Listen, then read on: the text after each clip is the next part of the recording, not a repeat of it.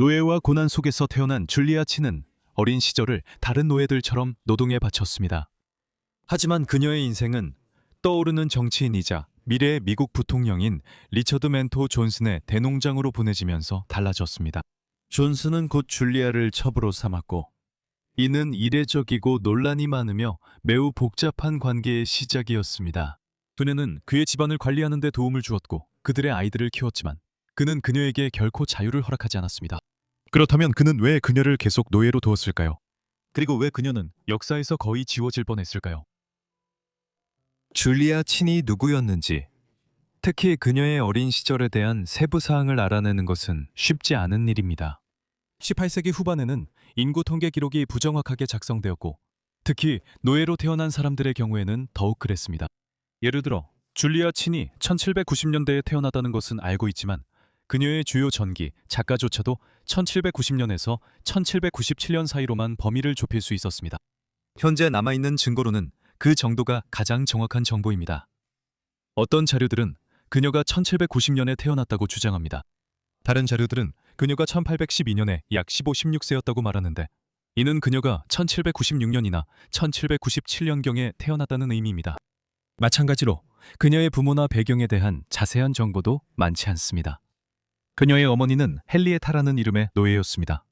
그녀의 아버지는 자유인 신분의 백인 남성이었던 것으로 여겨지며 그녀는 그의 성을 물려받았습니다. 켄터키의 이 지역에는 친이라는 이름의 유명한 정착민 가문이 있었기 때문입니다. 그럼에도 불구하고 줄리아의 노예 주인이 누구였는지는 더 쉽게 확인할 수 있습니다. 그녀는 당시 미국의 서부 변경 지역이었던 켄터키 블루그래스 지역에 위치한 로버트 사르고트 존슨과 그의 아내 제마이마의 플랜테이션에서 태어났습니다. 존슨 부부는 1770년대 최초의 유럽계 미국인 정착민들 중 일부로서 서부로 이주해 켄터키에 정착했습니다. 로버트는 측량사와 토지감정인으로 켄터키 식민지화 지도를 만드는 데 기여했습니다. 그들은 많은 자녀를 두었지만 이 이야기에서 중요한 인물은 그곳에서 1870년에 태어난 다섯째 아들 리처드 멘토 존슨이었습니다. 그가 태어났을 당시 노예제는 많은 백인 미국인들에게 도덕적 위기가 아니라 곧 보게 되겠지만 서부 개척지의 확장에 필수적이고 평범한 제도로 여겨졌습니다. 켄터키는 1760년대부터 버지니아에서 서쪽으로 이동한 사람들이 정착하기 시작했고 1792년에 연방의 15번째 주로 가입했습니다. 이곳에서는 노예 소유가 완전히 합법이었고 새로운 주들이 노예제를 허용해야 하는지에 대한 문제는 아직 1810년대부터 시작될 치열한 정치적 논쟁으로 번지지 않았습니다. 플랜테이션 경제를 가진 노예 소유 농업주임에도 불구하고 켄터키는 미국 내 어떤 주보다도 가장 많은 자유 흑인 인구가 빠르게 정착한 곳이 되었습니다. 이는 버지니아와 같은 곳에서 자유를 얻은 노예들이 종종 서부로 가장 먼저 이주하여 자신만의 작은 농장을 얻거나 자신이 노예로 있었던 곳에서 벗어나 살기 위해서였습니다. 이뿐만 아니라 줄리아가 살던 시기에는 이곳에 크리크족과 촉터족 같은 대규모 아메리카 원주민 부족들도 여전히 많이 살고 있었습니다. 이로 인해 백인 정착민, 흑인, 그리고 원주민들이 서로 어떻게 교류하는지에 대한 사회적 규칙이 다른 주들과는 다른 주가 되었습니다. 이런 인종 교류는 줄리아의 삶에 큰 영향을 줍니다. 줄리아는 노예 여성에게서 태어났지만 순수한 서아프리카 혈통과는 거리가 멀었습니다. 하지만 그녀의 민족적 배경에 대한 모든 세부 사항은 여전히 논란입니다. 대부분의 연구는 그녀가 8분의 1 혼혈인 옥토룬이었다고 자신있게 주장합니다. 이것은 오늘날 자주 사용되는 용어로 아프리카 혈통이 8분의 1이고 유럽 또는 백인 미국인 혈통이 8분의 7인 사람들을 가리킵니다. 미국 남북전쟁 이전 역사에서 이런 일이 발생한 사례는 몇 건 있지만 매우 드문 일이었습니다. 줄리아의 경우에는 실제로 그렇지 않았습니다. 그녀는 당시 다른 많은 노예들보다 피부색이 더 밝았다고 전해지지만 줄리아는 많아야 커드론이었을 가능성이 높습니다. 즉 그녀는 최소한 4분의 1 이상 아프리카 혈통을 가지고 있었습니다. 줄리아의 생김새도 정확히 알 수 없습니다. 줄리아가 사망하기 전에는 카메라가 보급되지 않았고 19세기 그녀의 그림들도 완전히 정확하지 않을 수 있습니다. 줄리아가 주로 유럽계나 백인 미국인의 후손이었음에도 불구하고 그녀는 다른 노예 아이들과 마찬가지로 대우받았습니다. 줄리아의 어머니 헨리아트는 자신과 아이들을 위한 음식을 받았지만 고된 노동에 비해 양이 너무 부족했습니다. 그들은 노예 텃밭에서 약간의 콩, 양배추, 감자를 재배하며 생존했지만 많은 노예들과 마찬가지로 만성적으로 단백질이 부족했고 항상 영양실조 상태였습니다. 줄리아의 어린 시절은 고난과 궁핍으로 점철되어 있었지만 그녀가 10대 때가 되면서 그녀의 삶은 상상도 못할 방식으로 그녀의 운명을 강력한 존슨 가문과 직접적으로 연결짓는 전환점을 맞이하게 됩니다. 줄리아가 10대가 되었을 때도 그녀의 삶은 결코 쉬워지지 않았습니다. 이 시기에 줄리아는 어머니와 여동생과 떨어지게 되었고 존슨 가문의 아들인 리처드 멘토의 집에서 살게 되었습니다. 존슨은 당시 약 30세였으며 이미 켄터키 정치계에서 야망이 큰 신의 인물이었습니다. 그는 블루스프링 농장에 자신의 집을 마련했으며 그곳은 상당히 넓은 영지로 그가 독립적으로 생활하던 곳이었습니다. 존슨은 미혼이었고 사실 그는 전통적인 의미에서 결혼을 한 적이 없었습니다. 토대의 기록에 따르면 존슨은 16살쯤에 한 젊은 여성에게 청혼했지만 그의 어머니가 그 결혼을 강하게 반대하며 그에게 파혼을 강요했다고 합니다. 어떤 이야기들은 그 사건이 존슨에게 깊은 상처를 남겼으며 존슨이 다시는 어머니나 다른 누구에게도 자신의 사생활을 간섭받지 않겠다고 다짐했다고 전합니다. 그 다짐이 실제로 있었는지 여부와 상관없이 그 결정은 곧 블루스프링 농장에서 나타난 비전통적인 가정 형태에 영향을 미치게 됩니다.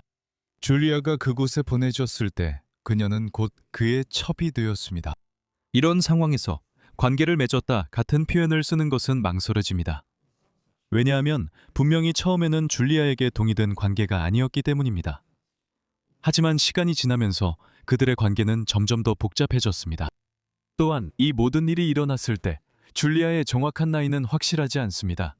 줄리아가 1796년이나 1797년쯤 태어났다면 그녀가 리처드와 함께 살기 위해 보내졌을 때 겨우 14살 정도였던 셈입니다.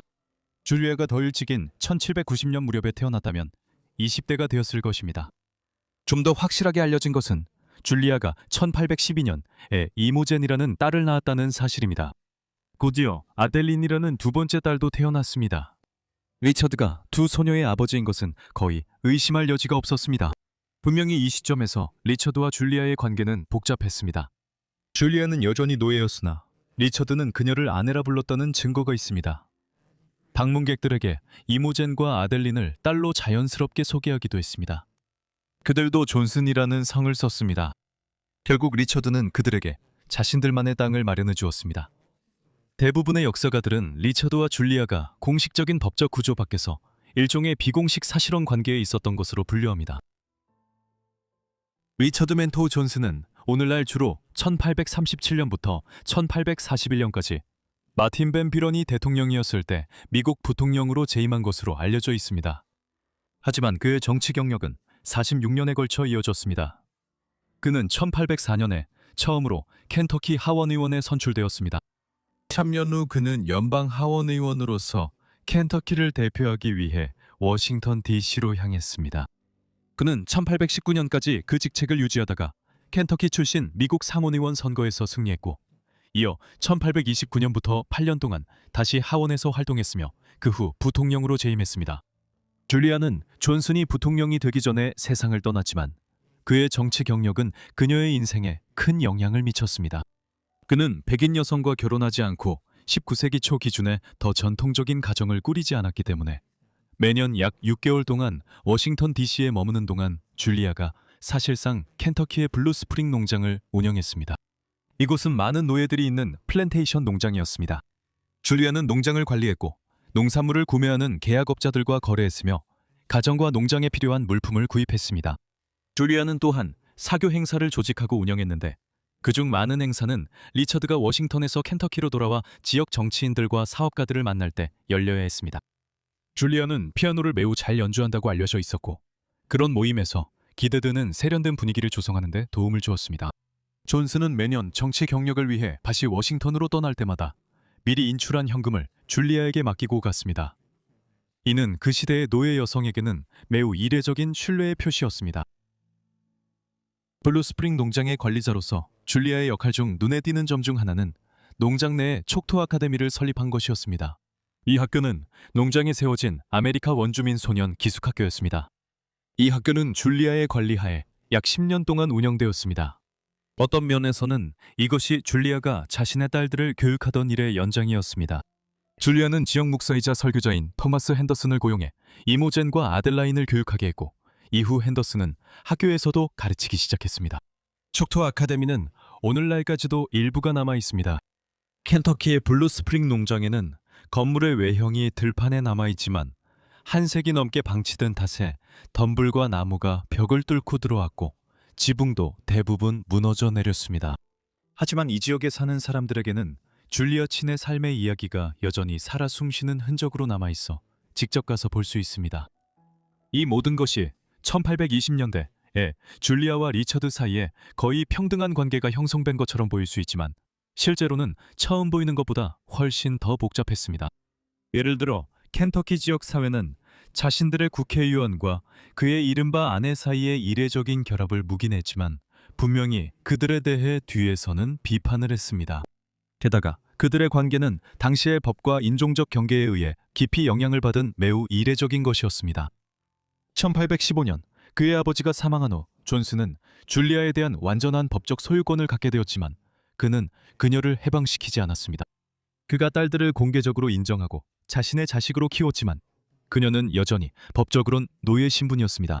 역사학자들은 존슨이 줄리아를 해방시키지 않은 이유가 해방이 두 사람의 유대를 약화시킬 수 있었기 때문일 수 있다고 말합니다.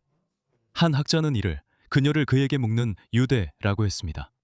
또한 당시 법에 따르면 켄터키에서는 인종 간 결혼이 금지되어 있었기 때문에 존슨이 줄리아를 해방시킨다 해도 그들은 법적으로 결혼할 수 없었습니다.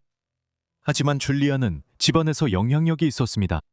줄리아는 오빠 다니엘 가족이 블루스프링 농장으로 오게 했고 그들은 그곳에서 몇 년간 더 나은 환경에서 지냈습니다. 그러나 1821년 그들은 팔렸고 이는 존슨이 정치 경력 중 점점 커지는 재정 압박을 겪었기 때문으로 보입니다. 또한 줄리아는 노예 신분이었기 때문에 농장에서 규율을 유지하는 데 때때로 어려움을 겪었다는 증거도 있습니다. 존슨의 편지에 따르면 그는 백인 직원들에게 줄리아의 권위를 따르라고 했지만 일부 노예 노동자들은 이를 무시했고 그녀가 처벌을 요청할 때 이웃 남성들은 개입을 꺼렸다고 역사가들은 지적합니다. 1833년 여름, 콜레라가 미국 중서부를 휩쓸면서 줄리아는 심하게 아팠습니다. 콜레라는 19세기 푸른 죽음으로 알려져 있었는데 1810년대부터 1890년대까지 유럽과 아메리카 대륙을 거대한 파도처럼 휩쓸며 수백만 명의 목숨을 앗아갔습니다. 이에는 촉토 아카데미에서 발생한 콜레라 유행도 포함되었고 많은 학생들이 병에 걸렸습니다. 몇 주간 줄리아는 아이들을 돌봐 건강을 회복시켰지만 결국 자신도 병에 걸렸습니다. 그녀는 결국 세상을 떠났고 1830년대에 발생한 수많은 희생자 중 한 명이 되었습니다. 이 시기는 이 질병으로 인해 가장 많은 사망자가 발생한 시기였습니다. 그녀가 세상을 떠날 당시 나이는 확실하지 않습니다. 그녀는 30대 후반이나 40대 초반이었을 것입니다. 그녀의 묘지도 알려지지 않았습니다. 줄리아가 사망한 후 리처드는 깊은 슬픔에 잠겼다고 전해집니다. 그 후 몇 년 동안 그는 농장에서 또 다른 노예 여성과 관계를 맺었습니다. 그녀가 나중에 다른 남자를 따라 떠나자 존슨은 그녀를 붙잡아 경매에 내다 팔았습니다. 그 후 그는 그녀의 여동생과도 비슷한 관계를 시작했는데 그녀 역시 노예였습니다. 줄리아의 이야기는 수십 년 동안 잊혀졌습니다. 사실 이것은 은폐라고 불러야 마땅합니다. 1836년 대통령 선거 기간 동안 리처드의 사생활과 노예 여성과의 추문에 대해 많은 부정적인 보도가 있었습니다. 예를 들어 리처드 멘토 존슨이 줄리아 친과의 관계와 두 딸 때문에 공격받는 전단지가 돌았습니다. 1836년의 한 만화에서는 존슨이 두 딸과 함께 등장하는데 그중 한 명은 친의 초상화를 들고 있습니다. 화가는 인종적 낙인을 강화하고 그를 공개적으로 조롱하기 위해 의도적으로 친과 두 딸의 피부색을 더 어둡게 그렸습니다. 그럼에도 불구하고 사생활을 둘러싼 논란에도 리처드 멘토 존슨은 마틴 벤 베닌 뷰런과 함께 부통령으로 선출되었습니다. 1850년 존슨은 여전히 정치 활동을 하고 있었지만 그때쯤 그의 신체적, 정신적 건강은 이미 악화되고 있었습니다. 그는 11월 19일 70세에 뇌졸중으로 사망했습니다. 그는 프랭크퍼트 뮤지에 안장되었습니다. 줄리아와의 사이에서 낳은 그의 딸들은 지참금으로 상당한 농장을 받았고 백인 남성과 결혼했지만 그의 유언장에서는 아무것도 받지 못했습니다.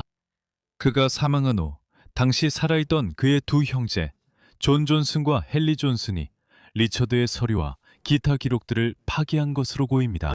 여기엔 두 가지 동기가 있었을 것입니다. 첫째로 그들은 리처드의 논란이 된 관계와 줄리아와의 사이에서 낳은 두 딸에 대한 모든 기억을 지우고 싶어 했습니다.